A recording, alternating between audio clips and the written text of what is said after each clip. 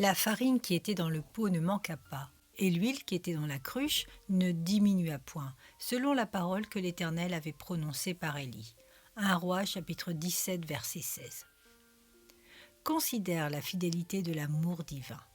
Tu remarques que cette femme avait un besoin quotidien. Elle avait à se nourrir, elle et son fils, au temps de la famine. Et maintenant, en plus, le prophète Élie était aussi à nourrir.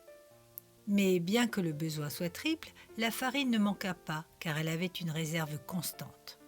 Chaque jour, elle fit appel au baril. Chaque jour, il restait la même quantité.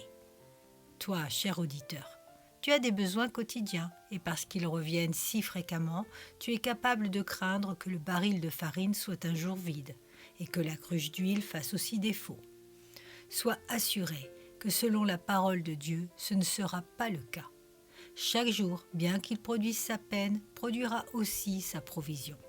Et quand même que tu vivais le nombre d'années de Methushalem, et quand bien même tes besoins seraient aussi nombreux que le sable des plages, la grâce et la compassion de Dieu dureront pendant toutes tes nécessités, et jamais tu ne connaîtras de réelle disette.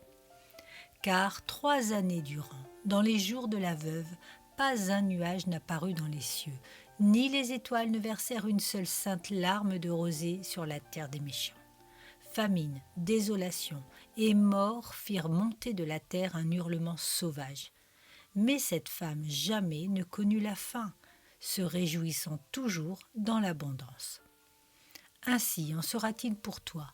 Tu verras l'espérance du méchant périr, car il se confie dans sa propre force. Tu verras l'orgueil de l'espoir du pharisien chanceler, car il bâtit son espérance sur le sable. Tu verras même tes propres plans souffler, desséchés, mais tu trouveras refuge dans les rochers. Ton pain te sera donné, ton eau ne manquera point. Mieux vaut pour toi avoir Dieu pour gardien que de posséder la Banque de France.